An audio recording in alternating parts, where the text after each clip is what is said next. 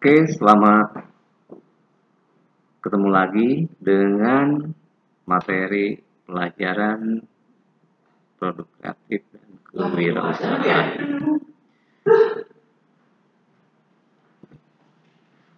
Ini materi pertama ya untuk kelas 12. Kita akan belajar tentang produk dan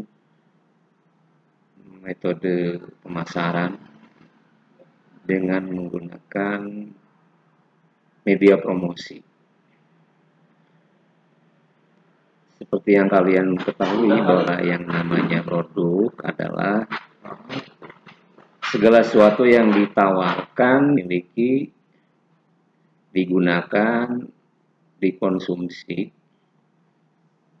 untuk memenuhi kebutuhan konsumen. Ada beberapa penjelasan nanti tentang produk. Kalau didasari dengan asal kata sendiri, produk itu berasal kata dari produksi. Jadi segala sesuatu yang dihasilkan dari kegiatan produksi itu disebut produk. Kalau bahasa Inggrisnya production atau memproduksi. Kalau orang yang tinggi produksinya disebut produktif. Maka kita akan belajar bagaimana mengenalkan produk ke konsumen, kepada pengguna atau end user. Nah, klasifikasi dan jenis-jenis produk ini ada dua. Pertama, produk konsumsi. Kita bisa bayangkan kalau kita masuk ke supermarket ya, itu banyak sekali, ratusan bahkan ribuan produk. Nah, itu yang kalian sering pakai, yang kalian sering gunakan atau konsumsi setiap hari, itu salah satunya dimasukkan ke dalam jenis produk konsumsi. Kemudian ada lagi produk industri. Produk industri ini segala sesuatu yang dibuat melalui proses produksi untuk kebutuhan industri. Dari mulai spare part, mesin-mesin, ya.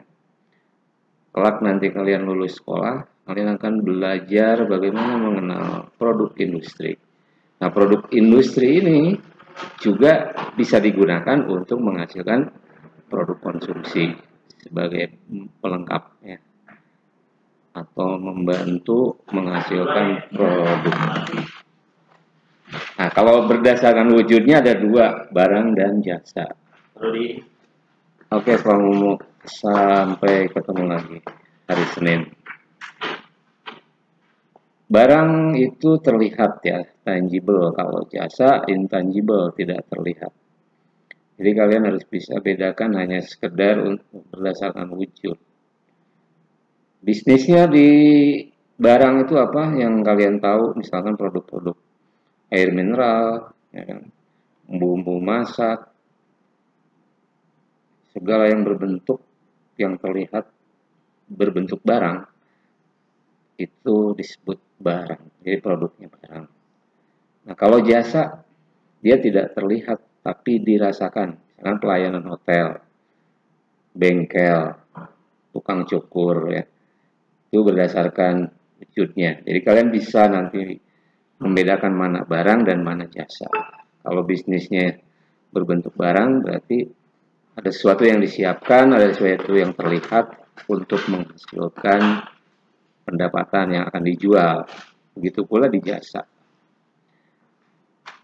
Sampai di sini boleh dikomentar ya di kolom komentar di Google Classroom. Nah, menurut Philip Kotler ada 5 level tingkatan produk. Pertama itu produk potensial. Jadi produk potensial ini baik yang terlihat atau tidak terlihat, ini dipersiapkan untuk memenuhi segala kebutuhan manusia. Ini disebut potensial produk. Kemudian yang kedua adalah produk pelengkap atau augmented product. Ini memberikan banyak produk secara fisik ya, dari bagian-bagian ke spare part misalkan, itu pelengkap. Biasanya dari kompetitor atau pesaing memberikan pilihan buat konsumen, sehingga konsumen bisa beralih ya kalau kita tidak bisa menangkap peluang untuk memperbaiki kualitas dari produk pelengkap. Kemudian produk harapan atau expected product. Jadi yang diharapkan oleh masyarakat misalkan lebih murah, lebih bagus ya. Nah, atribut-atribut itu yang diinginkan oleh konsumen disebut produk harapan. Bisa menjadi pilihan ketika kalian membangun bisnis di praktiknya gitu ya. Kalian bisa ngambil yang produk harapan ini, mungkin jadi pilihan sebagai pesaing atau pendatang baru dalam dunia usaha. Kemudian produk generik, yaitu kualitasnya yang bagus, tapi harga juga terjangkau. Dan yang terakhir adalah produk utama atau core product ya. Ini basic dari keuntungan yang didapatkan oleh konsumen. Itu adanya di produk utama. Dan buat perusahaan, kelima level ini penting. Jadi harus dijaga. Baik itu yang potensial, pelengkap, produk harapan, produk generik, produk utama, semuanya menjadi perhatian para pengusaha. Sampai di sini, jika ada pertanyaan, silakan komentar, dituliskan di kolom komentar ataupun kirim ke email. Sampai ketemu lagi di sesi berikutnya.